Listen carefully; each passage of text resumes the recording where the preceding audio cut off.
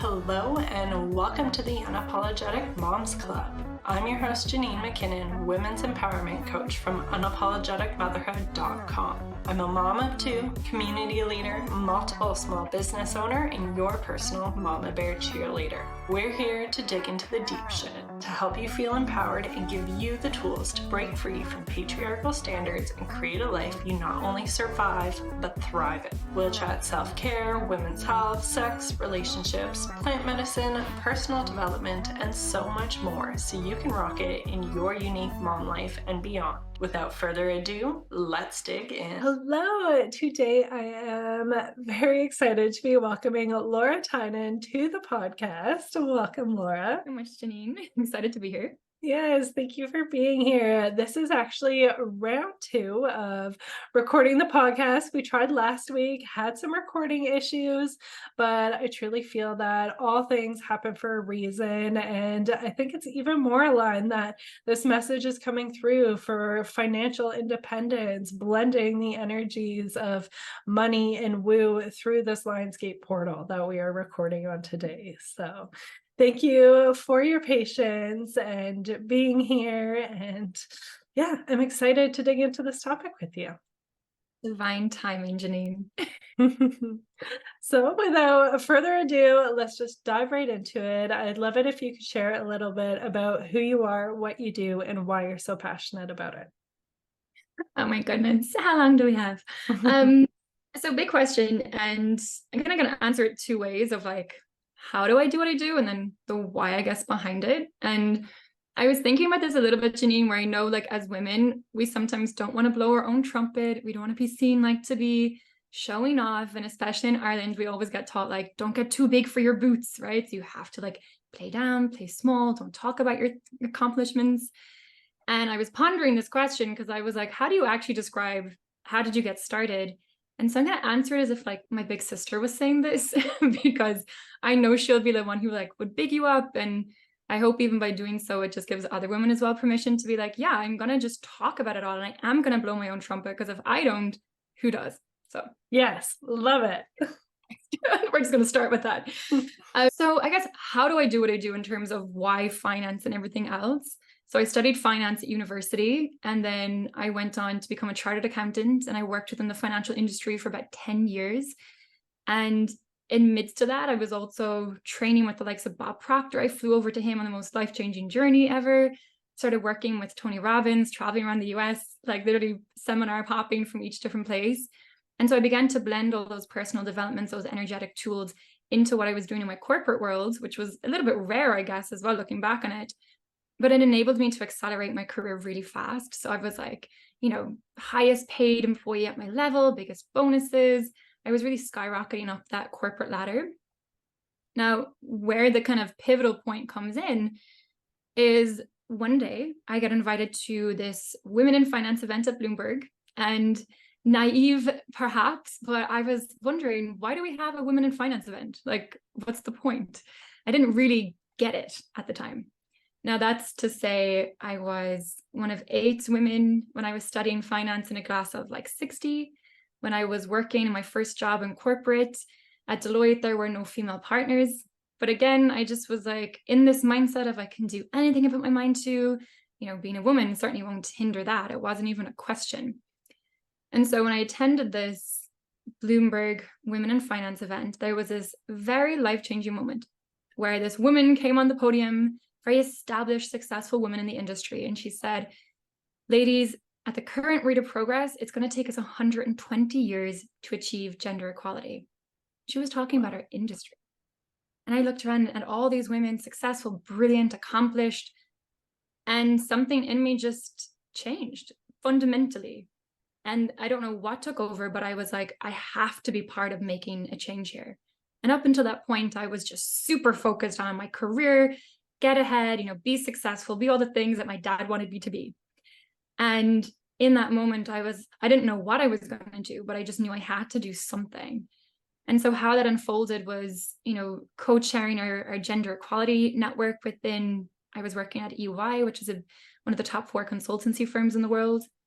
I started working with our leadership team. I started mentoring other women in my industry, teaching them the same things I learned from Bob and Tony to accelerate my own career.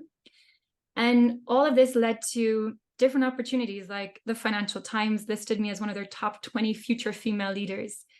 Yahoo Finance listed me as one of their top 20 global champions for women in business. I was invited to speak at Forbes. I was being published in these books of female empowerment. And I became like the poster child within my company for women in finance, transaction advisory specifically. And then I had my Saturn return. So everything up until that point was going amazing. Like my career was still skyrocketing. I was still super passionate about all the work I was doing around gender equality. And I thought that was my career path ahead of me, you know, become a global partner in the firm and still actively engaged in this mission of female empowerment. And that Saturn return really kicked my ass. Right. So coming up on my 30th birthday, I just had this like life-changing moment where I feel like the universe literally almost pushed me off a cliff to be like, hey, Laura, wake up. Like, this is actually what your dharma is. This is what you came here for. This is your true purpose in life, is to give 100% of your energy and your passion and your focus on this mission of female empowerment. And so, to the surprise of my parents, who had seen me build a successful career and, you know, like tick off the boxes of being proud parents, like finance degree, top 10% in Ireland as a chartered accountant, big, you know, company names behind me.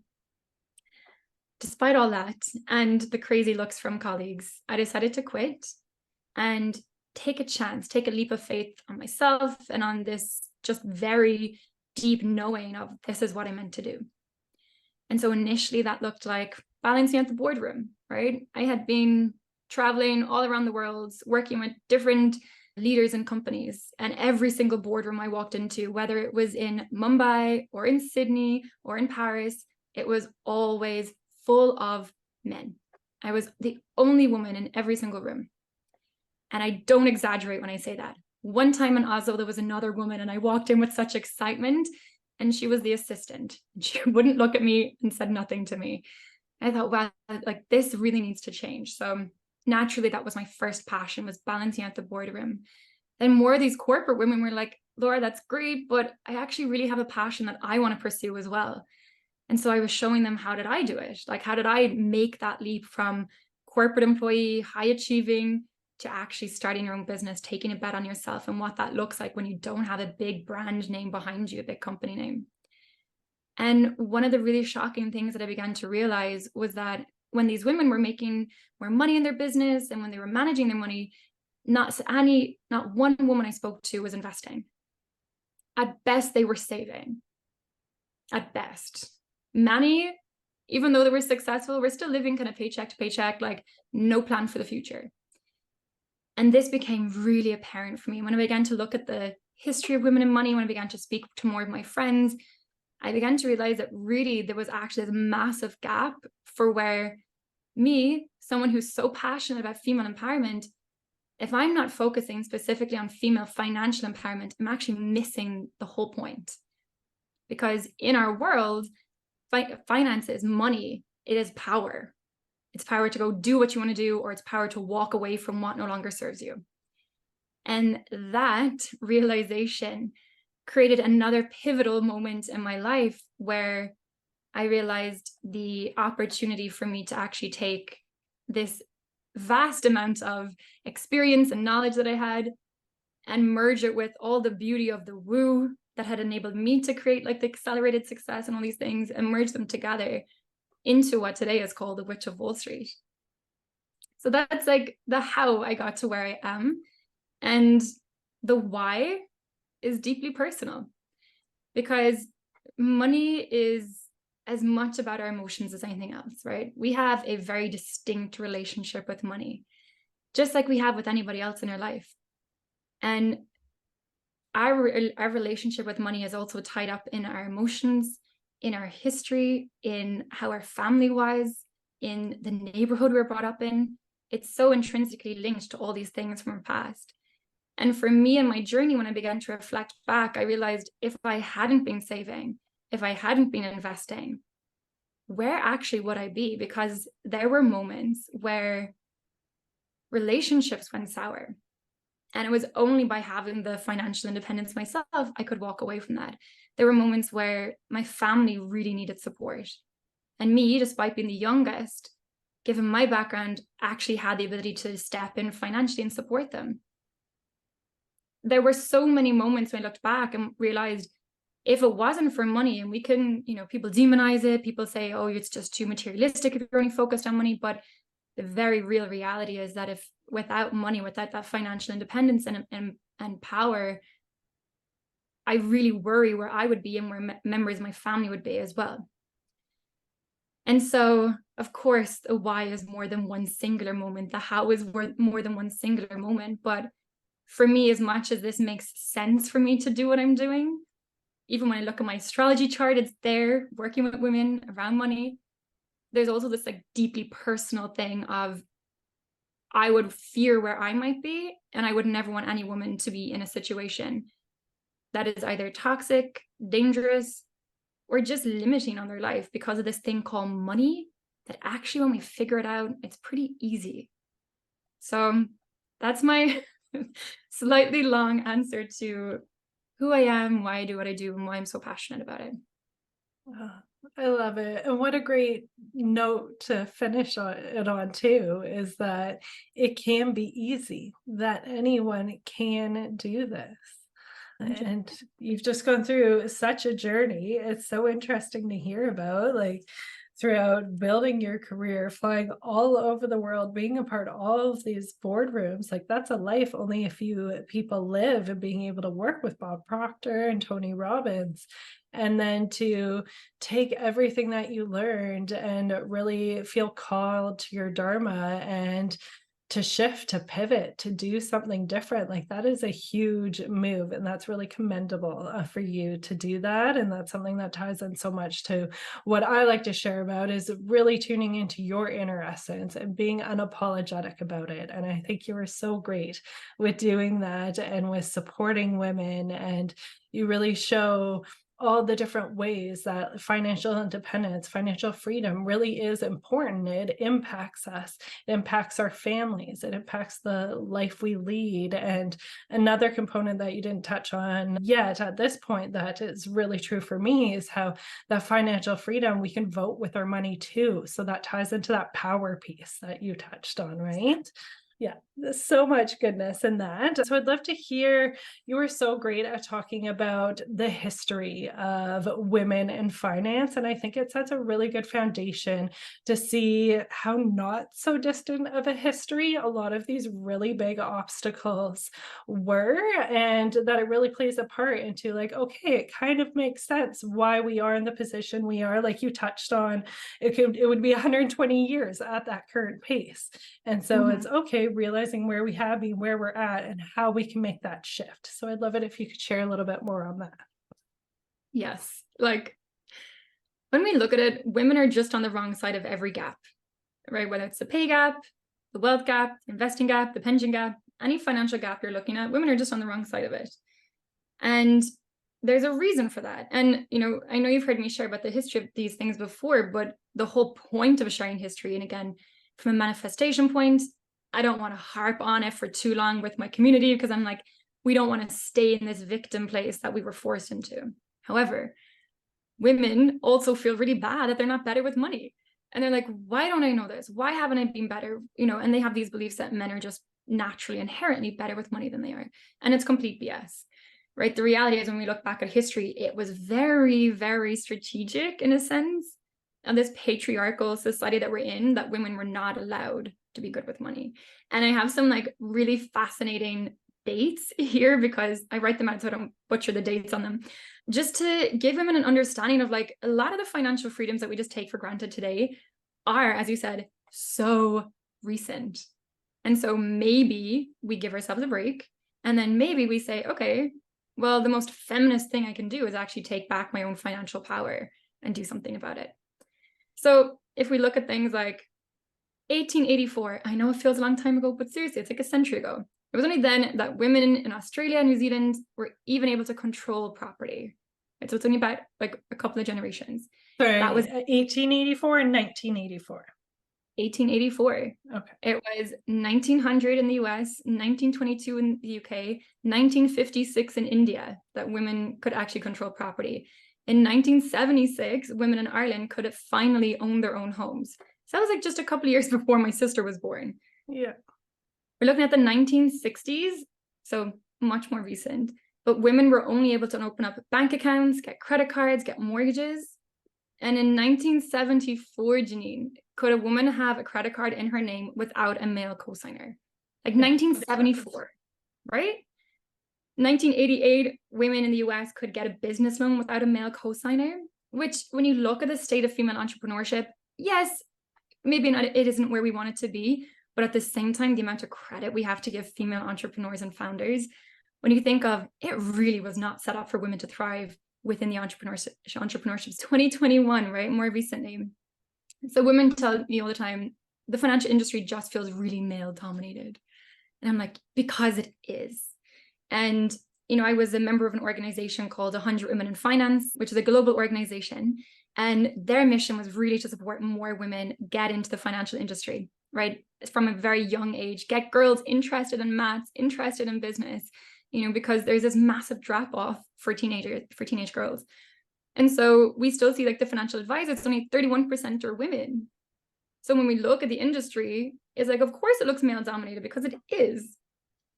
And as a result of that, unfortunately, it means like only 16 to 20% of women are investing. There was a study done by the Federal Reserve in the US that found women hold only about 44 cents for every dollar of wealth that men have.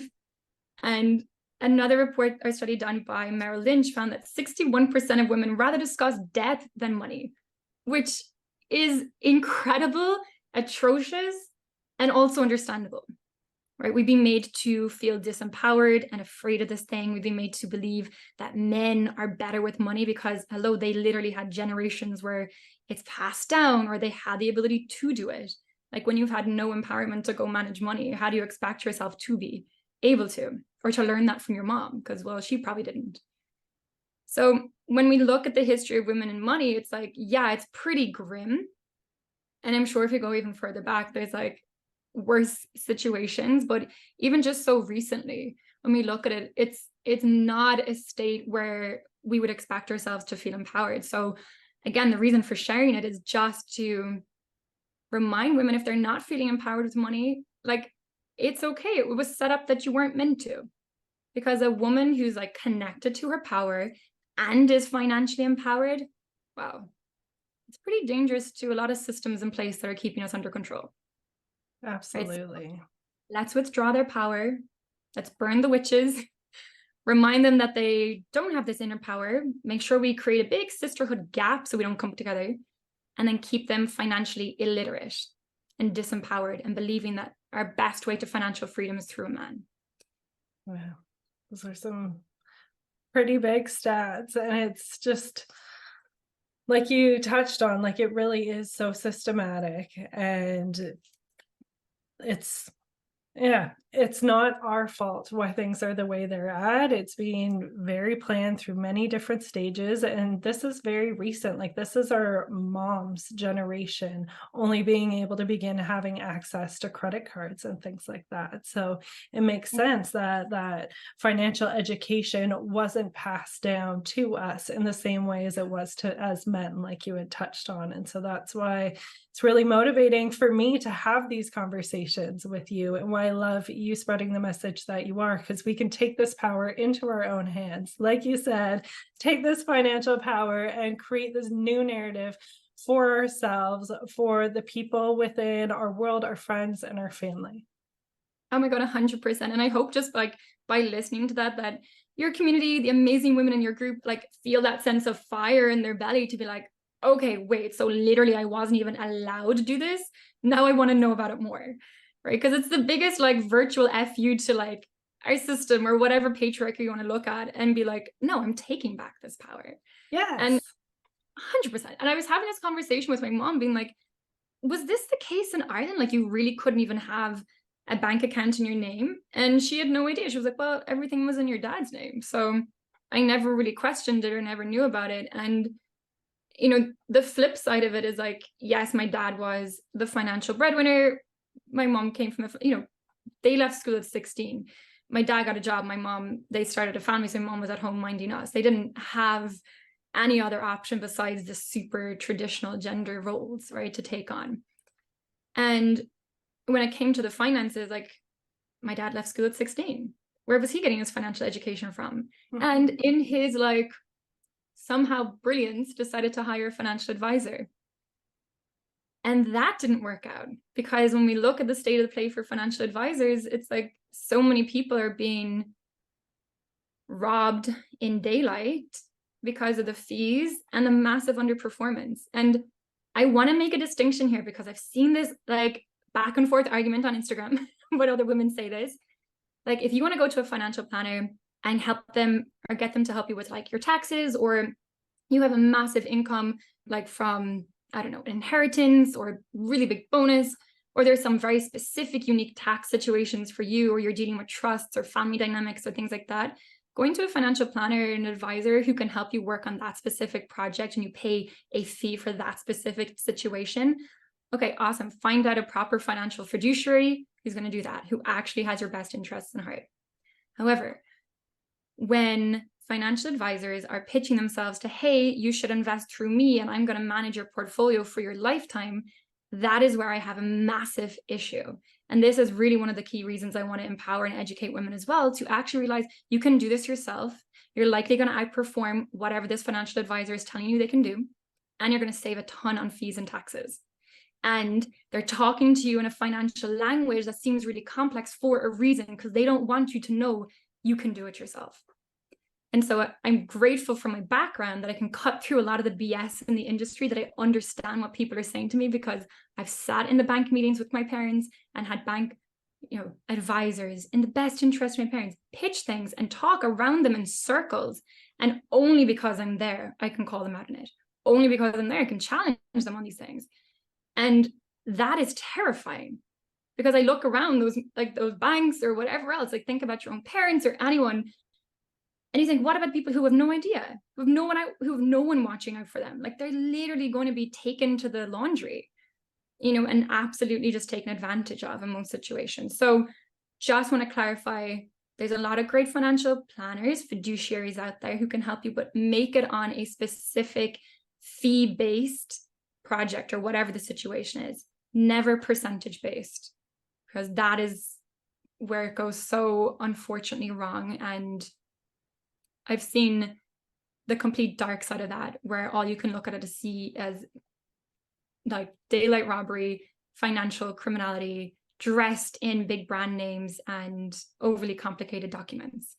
And so that part is quite heartbreaking. Absolutely. And I'm so glad you touched on that, because I think kind of my personal story with like learning about finance and financial education is similar to a lot of others, where I didn't really have much in terms of financial education growing up. I received an allowance. I was taught to save half. My mindset with that felt like half my money was being stolen away from me. And so I definitely had some limiting beliefs I've had to work through with that. My parents tried their best. And then I got to a place where it was just stuck my head in the sand. Get my credit cards, rack up debt, don't want to look at them, and I'm just going to keep doing my thing and just avoid it. Then kind of overcoming that, it's like, okay, I want to take back this power. Let's work through this, pay off the debt, learn about things, that sort of thing. And then it's learning about financial advisors and, there's these people that have the job to help me with this thing. I've had this bad track record with it. They know all the options. They can really help me. And having even spoken with some, like, the fees are huge, like the percentage-based ones. And there's some I was talking about where it was all front loaded, and it seemed like it was a really great idea, but then talking with my husband, he's like, no, do you understand like all these fees and how much we can do ourselves? So I just love that you're spreading that message, is that financial advisors aren't necessarily a need. They do have this complicated language that can make us feel like we need them and make us feel like we don't understand, but we can take back that power ourselves. We don't need that ongoing support forever for someone else to do it all. God, no. And I laugh when you say it almost because the financial language is there for a reason. It's there to gatekeep. Can you imagine if every single person was like taught how to save their money, how to manage it, and taught like what they need to actually just go and invest their own money, set up their pension, build their wealth? Like a multi-billion-dollar industry, a massive chunk of that is just going to be taken away. Yeah. So in whose interest is it to spread this information? Like there's a reason we don't learn this at school, right? School is setting us up to be factory workers, basically. Yeah, absolutely. Sit down, don't question, don't challenge, don't think for yourself, don't question authority, right? That is literally what we're set up to do, is be these little mice, right? Little lab rats almost. I always think like what the world would look like if women were connected to their power, their true inner power, right? This is the woo stuff I'm talking about, but to connected to their true inner power, and then we're financially powered in this physical world, who knew how to manage their money, who were never reliant on somebody else, whether that be a partner or a job or any system or structure that has the ability to control them. Like, what would that world look like? And it's almost hard to comprehend, because there's some part of it where we're just so used to living in a patriarchy society where, of course, men run the financial markets and they make decisions over our bodies. Of course, we're charged a pink tax because we're women. Of course, we're like flooded with all this propaganda to say we have to look a certain way so that we keep spending, spending, spending. If you look at money media, a study by Starling Bank was done where it actually showed like money media talks to men to say, go invest, build wealth. It's the masculine macho thing to do. And it talks to women to say, save, be good, spend less. Here's the latest coupon hack, right? Spend less, right? Don't invest. God, no. That's way too empowering.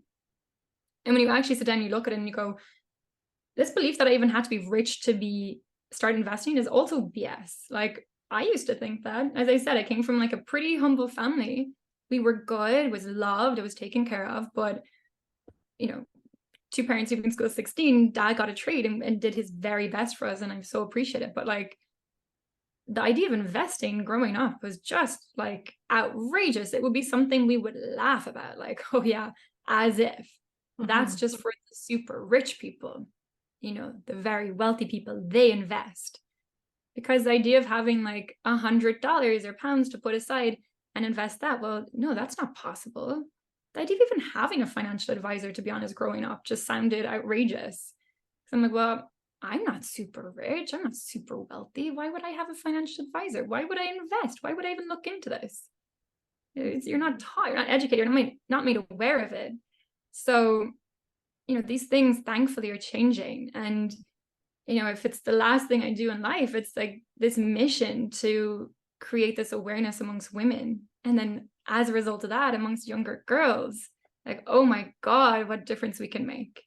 So yeah, I'm not even sure where I was going with that point, but it's motivating to think what difference we can make by just through simple education and awareness. Absolutely. Like, if all the women we surround ourselves with and that they surround themselves, that ripple effect of having that financial empowerment and choosing how we support one another, where we're spending our money, where we're not spending our money, and taking that power away from those places as well. It creates huge shifts. Like, sometimes, and we don't need to get into politics, but sometimes it feels like our vote doesn't have a huge impact. But where we might feel that way, our dollars can truly make a massive impact. And that's something we can vote with time and time again, with how we're providing for ourselves, for our family, and those around us. So I'd like to dig in a little bit. You touched on the difference in marketing towards men versus women. And for women, it's a lot of like saving, coupon clipping, very like scarcity mindset. And like with the whole millennial narrative, like stop by your Starbucks coffee and avocado, just save that. And that's how you're going to get wealthy. I love to hear like your perspective, your more empowering side of it, and how we can take both like the finances, those like nuts and bolts side of things to build wealth. And then how does the woo and the energetics and all of that play a role into things as well? Oh my God, delicious. So in terms of like the money side of things, I'm a big believer in value-based spending.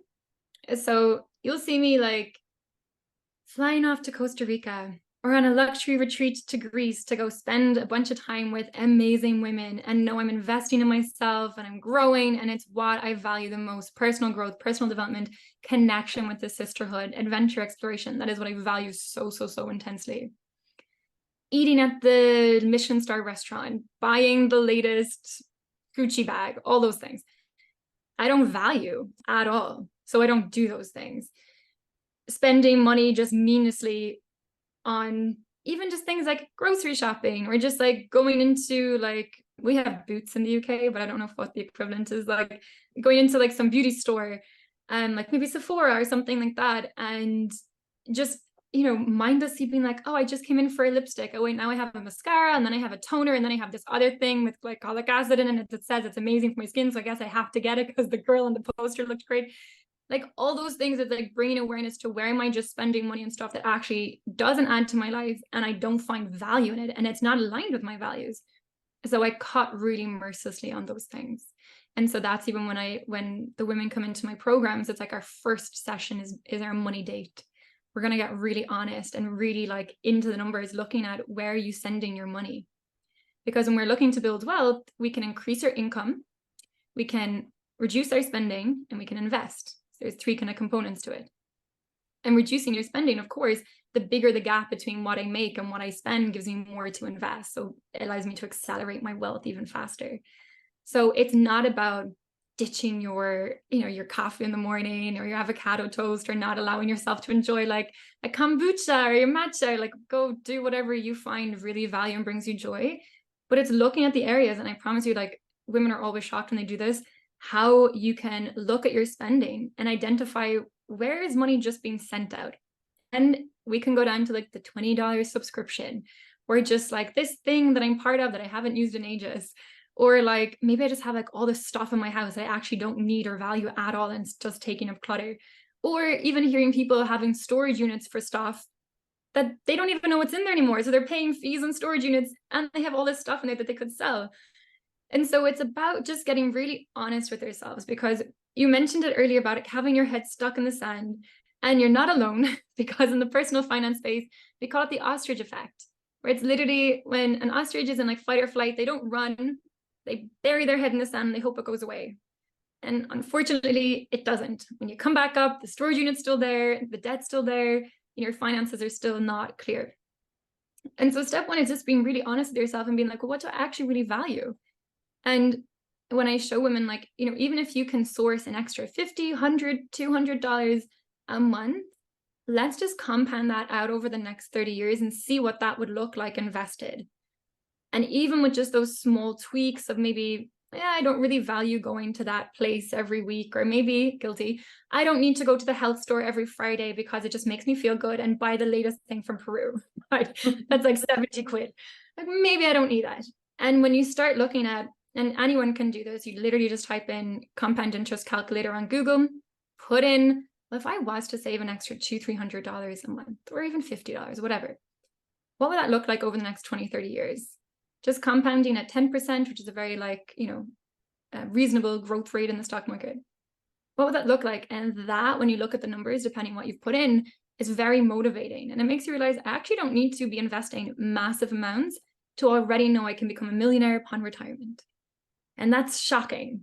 Like, that's so shocking, because the idea of being a millionaire, it's like, whoa, like you're a millionaire. Like that was a word like we'd never heard growing up and where I'm from. Like someone's being a millionaire, that's like, you're just out of this world.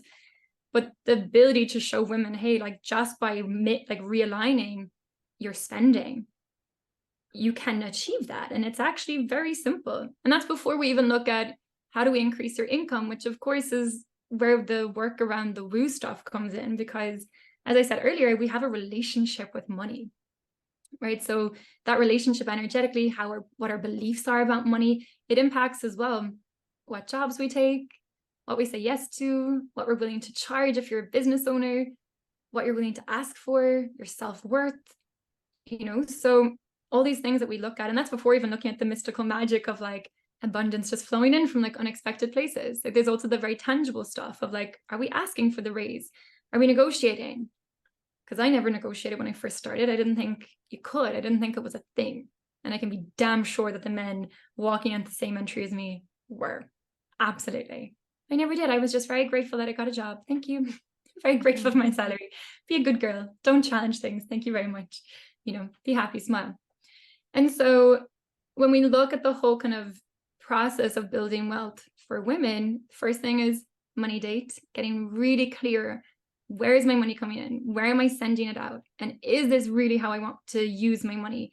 Which is energetics, right? And when you start to see where you have these energy leaks through money, it can make you feel more protective of it.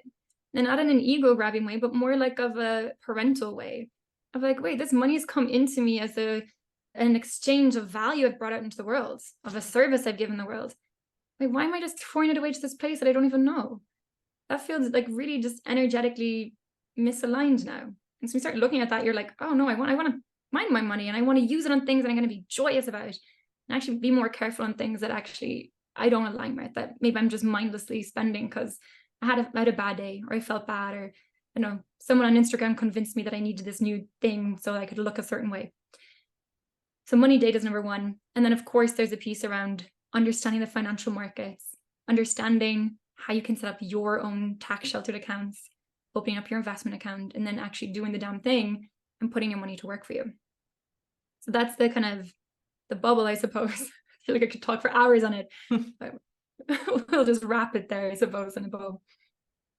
Yeah. First, it's so validating to know that there's a name for the ostrich effect, that it's so common for people to be in that place, that there's actually a name for it is really nice, in knowing that I'm not alone. There's lots of others that have been in that situation. And then going into that foundation that you touched on, the money date is something that has been so helpful for me. And I think it's something like as women, we can really get creative and play with. Like at first, when I heard money date, it was very much like what's coming in, what's coming out, do the spreadsheet. It's not the most enjoyable experience. And sometimes it's a part of our self-care that we truly just need to go through and do that and face the truth and look at things. And we can add more into it. We can slowly morph it into something that's really enjoyable for us. I like that you touched on kind of bringing in that mother archetype and being protective of certain things and really bringing that relationship to that energetics of money.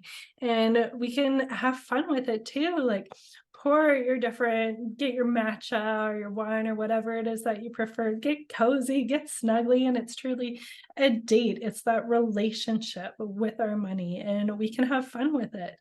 Like I touched on our last recording, my like next thing to do for my money date is my wallet. The zipper's broken off. And so now when I open the zipper, it's like hard to get into my wallet. So I have these feelings of frustration with it. I'm like, no, I want to fix this. I don't want to have those feelings, those energy into spending. So my next money date is I'm going to like make this really cute little zipper with probably add some like rose quartz or something like that, or tiger's eye for abundance. So that way it's really cementing that good energy with spending, and then also doing kind of the more nuts and bolts spreadsheet, because there can be a balance. It's not necessarily one or the other. We can find a way of balancing it for ourselves and kind of playing with it and having fun. 100%. Honestly, like we were almost wrapping up, but the most recent group within the Witches of Wall Street, like on our first session of money dates, like the witches really got into it, and it was the most thrilling thing. And I have to say, I was getting inspiration from them too. Like one woman was like, I'm dressing up in my gold outfit. Another one was doing a little cacao ceremony for herself. They were pulling like oracle cards, and I was like, okay, I need to up my game with my money date. But it was just so playful, you know. And this is the thing, it's like exactly what you said. You can, yes, and sometimes you talk about finances and it's like personal finances spreadsheets. It's like, oh God, I just feel like, no thanks. I'm going to find a million reasons not to. But when you make it playful and you make it fun and you realize, hey, this is like a relationship with money, and it's like so deeply intimate, our money is.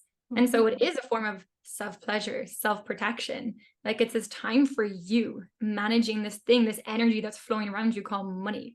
Right? So it's just about like shifting how we view it. And honestly, my money date's like one of my favorite things to do. Like I get such a buzz from it. And I'll go through my credit card, and like the other thing about credit cards is like you can ring up your, this is why I love credit cards. I know it's not for everybody, but for me, it works really well. You got to be good with paying it back. That's the key thing. Like if you're not paying it back, then credit cards can be really financially dangerous. But the cool thing is you can call them up. Like I had a subscription come through that I didn't even know was still there. It was connected to a PayPal account that I don't even use anymore. I can't even get access to from a long time ago. And a subscription came through and it took out like £40, which not much money in the grand scheme of things. But I was like on my money date looking at this being like, I don't want to send £40 to something I don't even use. I didn't even know it was coming out. Went on the company website. It was like no refunds, like point blank. So I called up my credit card company and was like, hey, I want to put in a dispute on this. Like I didn't know it was meant to come out and I want to cancel it. I don't use the service. And like, okay, we'll see what we can do. And then like the next, I think it was 2 days later, I saw the amount credited back. And that for me gave me such a buzz. I don't know if I'm just weird or not, but I was like, that's so cool, because even if it's a small amount, it's still your money. It's still money that you in some way have provided a value or service or something into the world, whatever that looks like. So why not be that protective of it? Even if it was $10 or €10, I would still do the same of like managing that. Like if I'm spending something on a subscription or whatever, I'm like, no, like that is for me to mind and protect. This energy, this money has flown into my life and I'm here to take care of it. So the money dates are magic. They really are. And it's totally not you. One thing that comes to mind is just a few months ago, I had an annual subscription come through and it ended up being, I want to say it was like $350. And like that was a bigger one for me. And again, looked at the website, no refunds, this and that. And just like, no, like I'm not just taking that for an answer. Like, this is my money. I'm not just going to let this slide. And I emailed with them. I actually dealt with that person directly, did back and forth. It took about 3 or so weeks, but I ended up getting like 2/3 of it refunded, which I was okay with given the situation. It's like, yeah, like you get that high from it. It's like, fuck yeah. Like I fought for that. I won that fight. Like a warrior coming through. This is my stuff. And it really does build momentum for that relationship with your money. And it's funny, just thinking about it as we're having this conversation, like that was a few months ago when I've been building that momentum. And it was just a couple of weeks ago, talking about kind of the magic of it. I received a check for, I want to say it was $233. I still have no idea why I have this check. It's from some like health insurance company. Myself, my family has never had accounts with this company, but they had an unclaimed check that they wanted to give me. And so it truly can come from places both known and unknown, which is pretty magical. But yeah, I would like to pivot a little bit into some helpful tips for women who may find themselves in more traditional style relationships. Perhaps their partner's the breadwinner, perhaps they're the stay-at-home mom not taking in much of an income. So what are some helpful ideas for them that they can take some financial power back, even though they might not be primarily bringing in income? So glad you brought this up, because as the daughter of a mom who was very much in that situation, who had no opportunity to go and provide for herself financially, like it's something very close to my heart. And I have an elder sister, so she has 2 young kids. And for the longest time, she was fully reliant on her partner's income. And it's a conversation that just doesn't happen about what does that look like. And so for my mom, that just looked like having to ask, can I have money for groceries? Can I have money for this? And in those dynamics, as much as you think you know your partner before maybe you get married or have kids and all this, when it comes to money, like money is just so revealing. Because I have heard men say everything in the world, but when it comes to actual money conversations, it can be very different. It can be very revealing. So I only say that because in my mom's era, you're hoping that the person is generous, but it leaves you so exposed for financial manipulation, financial power plays, financial abuse, you know. And the darker side of it is like one of the top reasons women don't leave abusive relationships is money, which is insane. I understand it, It's happened to someone very close to me. But when you see that, you're like, because of this thing called money, what the? So it's something I'm very passionate about, to say the least. And it's also something within my witches programs that we talk about within the money date. It's also having a money date with your partner. Now, having that as early as possible, of course, is ideal, right? Before there's down the aisle, before there's kids and all this. However, I suppose the way I would look at this, and our relationships with our partner are as personal and unique as our relationship with our money. So unfortunately, I don't think there's like a one size fits all solution. However, I know for me, for what I've shared with my witches, my family members, this is how I approach it and would be approaching it if I was in that situation, which is there needs to be one bank account where this is where all the income flows into. Okay. So it's like if he's the primary, and just assuming a very like heteronormative, that's the right word, relationship, man, woman. So if he's the primary earner, there's a bank account where, both your names are on it. You can both see and have access to it, right? Because the biggest mindset shift is it's not his money, the family money, right? If you're married, you're building a life together, that is family money. There has been trade-offs on both sides. And if you're staying home minding the kids, that's a big financial burden that you're taking off the family. What is the alternative, right? So that you can, I don't have the numbers at hand, but it's been quantified what a woman's contribution is financially in that situation. So I view that as family money. Having two then separate independent bank accounts where it's pre-agreed, look, this percentage goes into mine, this percentage goes into yours. And just because they're the financial breadwinner does not mean that they get the bigger percentage. It depends on responsibilities and it depends on who's taking care of what. And ideally, you're in a situation where that can be a harmonious conversation and understanding. And again, it's like so idealistic because I've heard all the stories where that isn't the case.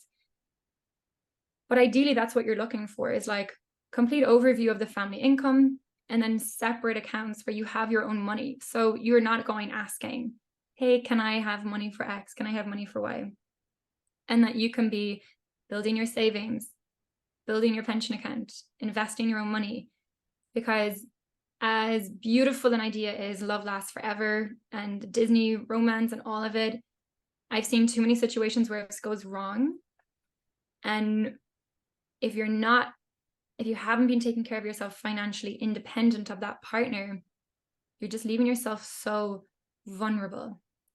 And I know he may be the person for life for you, and I really hope that. However, if not, are you okay? Are you still going to be okay? Or is money going to dictate how that looks for you? Or are you going to be financially taken advantage of? Like, what happens? And so having looked at it myself, it's the only way I can make sense of it, is there needs to be a family income account. All the money goes in there. And then we decide what percentage goes where. And then there's like a separate savings account that you're like, hey, this is like for family stuff that we're saving, and we agree on who spends what. Looking at objectively, it's the only way I can see where no one's taking advantage of the other person and it feels fair. Yeah, that's some really great tips. There's a lot of different components to it. Like there's the safety aspect and creating that safety net for yourself should something happen.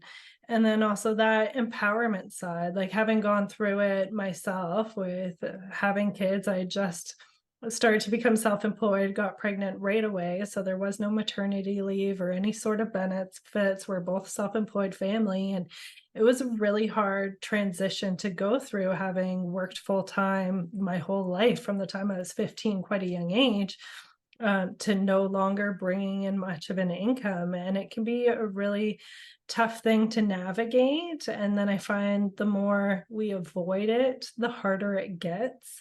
And sometimes it's going to be a bit mucky talking about money. Like you said, many people prefer to talk about death than money. It's uncomfortable.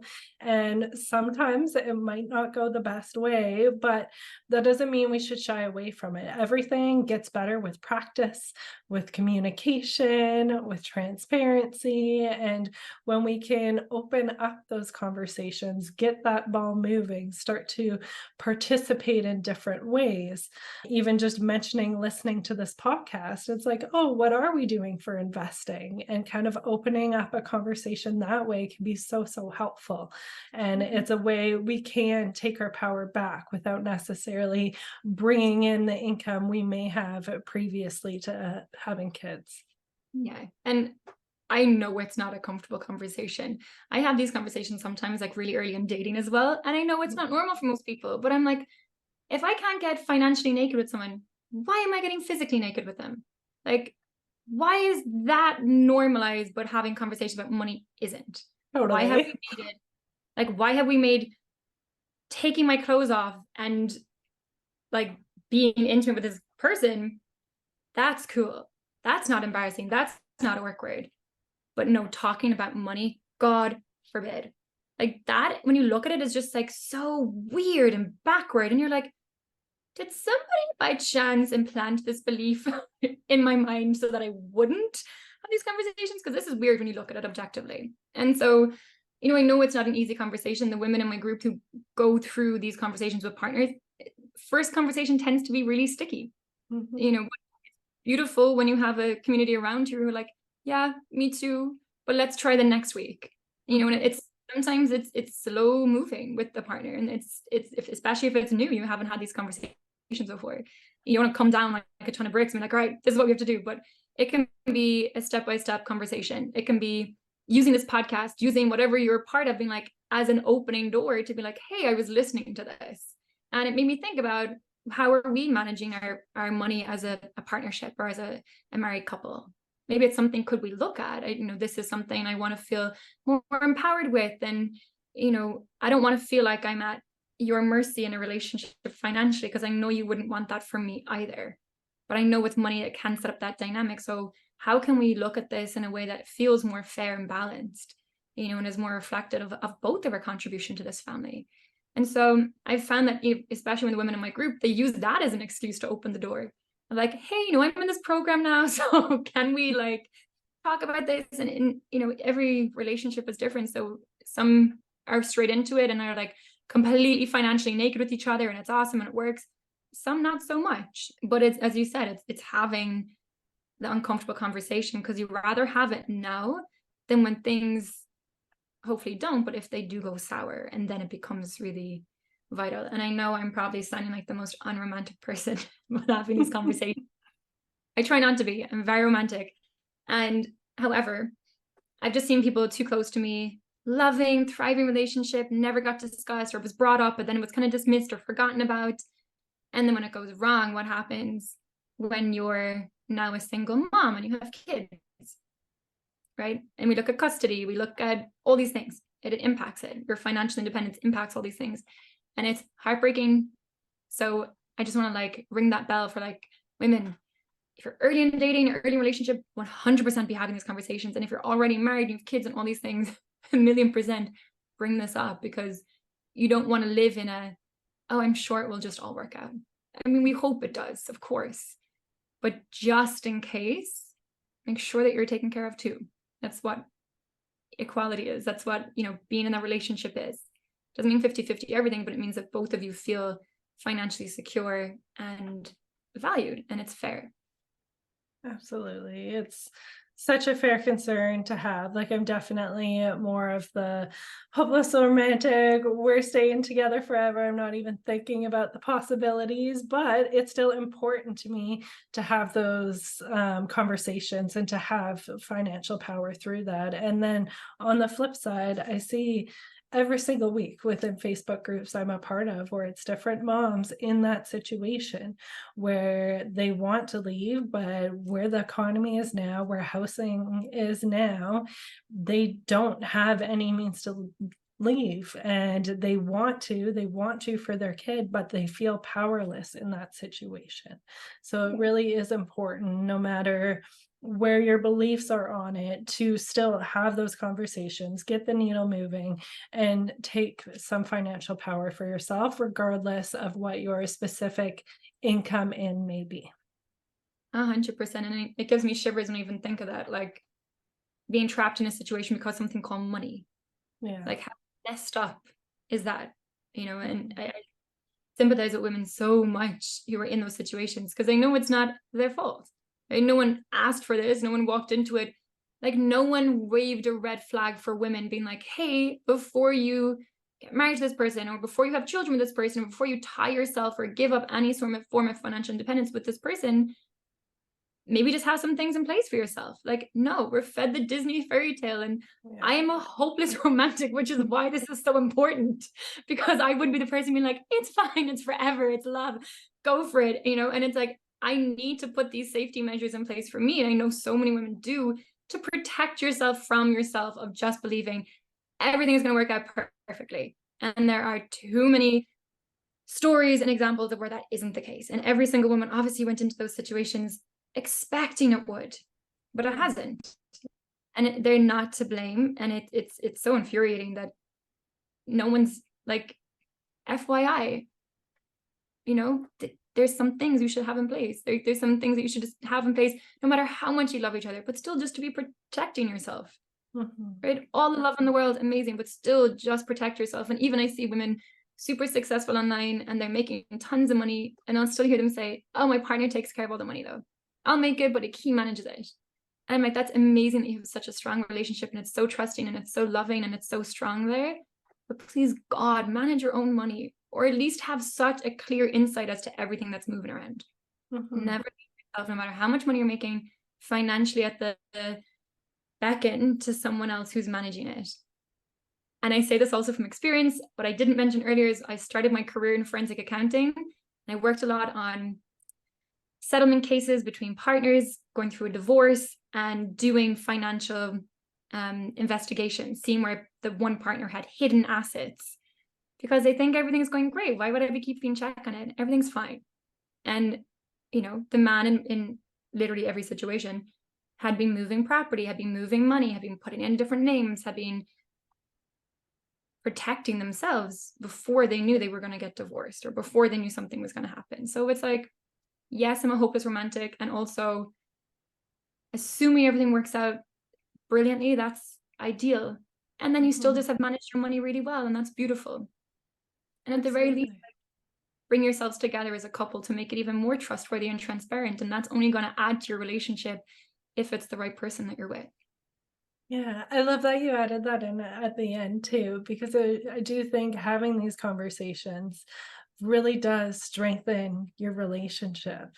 Money is one of the main topics for divorce. I feel like I've seen that stat time and time again, right? It's one of the main things people argue about.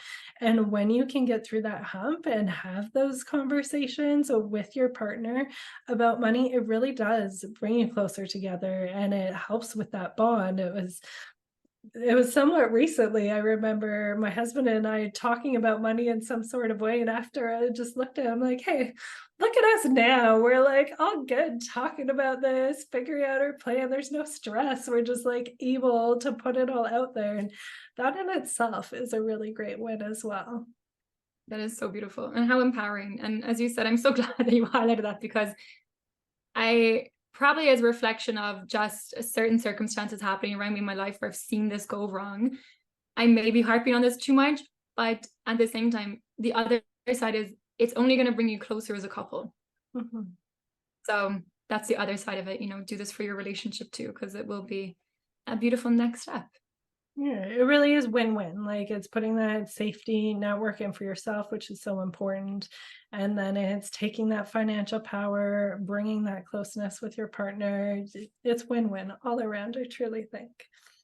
As we bring this to a close, I'm wondering if you have any other tips, just in general, no matter if you have a partner or what that dynamic might be, but just for women looking to take back their financial power, build their financial wealth and their financial independence. I mean, obviously, I would say come join our community so you can be surrounded by women who are on that journey of personal financial empowerment. So we're here for a reason, the Witches of Wall Street. But also, practically, the money date, as we've talked about, is such a game changer, because so often we have a fear around money just because we can't even open our bank account. We don't really know what's going on. So just like pulling off that band-aid and sitting down and really just practically and honestly looking at the state of your finances can be so empowering. And that can just be a massive first step of like, wow, I didn't even know that I had all this here. I didn't know that I was spending money here. Okay, now what can I do about it? And from a woo point of view, because of course we're going to bring a bit of wealth and woo in, look at your relationship with money. And even if you don't know where to begin, just answer this question of, if you were to describe your relationship with money as if it was a relationship with anybody else, how would you describe it right now? And that will help you just like cut through all the other stuff and go straight to, oh my God, it's thriving, it's intimate, it's amazing. Or, well, it's a bit distant and it's a bit tumultuous. And there's probably some things that have been, left unsaid when it comes to my money, and I need to work on that. So just figuring out where your starting point is in that relationship. And then you can start figuring out, what are some of the beliefs I've been holding on to that I need to move through? Because that's a big part of holding us women as well back. And we've seen the history of women and money, right? That generational stuff gets passed down. So there may be some sticky beliefs that you've been passed on from your family or your mom or someone like that. So the money date on the practical side, and then looking at your relationship with money on a little bit more of the woo side. Those are great tips. Thank you for sharing those. And thank you for this great conversation. So many helpful, tangible tips, but so empowering. I feel your passion. It really does come through in the way you speak. And so thank you for spending this time with us today. Where can our listeners find more about you? We'll make sure to have all of the links. Oh, thank you so much. I could talk about this all day, like genuinely. So thank you as well for the platform of sharing this with more women. As you can tell, I'm very passionate about female financial empowerment. I hang out on Instagram probably the most. We're everywhere: YouTube, TikTok, all the rest. And I'm sure you can link it below, but it's witchoff_Wall Street, or you can just find our website and everything's linked there, which is lauratynan.com.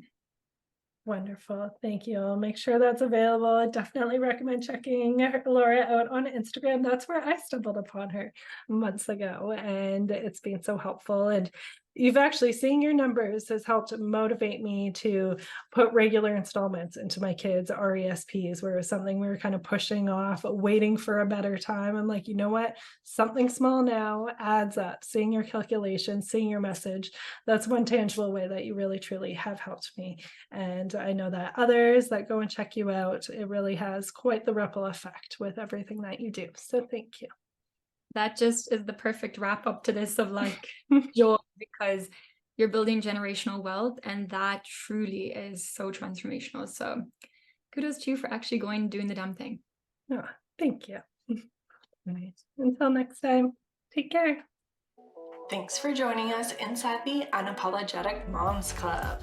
I hope you enjoyed this week's episode. If you feel called, I would so appreciate it if you shared about this episode in your stories or left us a review to help us reach more women on their unapologetic mama journey. As a thank you for your support, you'll be entered into our monthly draw for a free laser coaching session.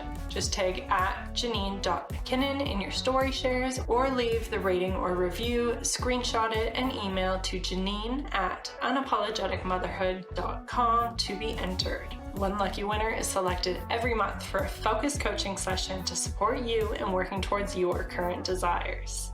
Until next time, you got this.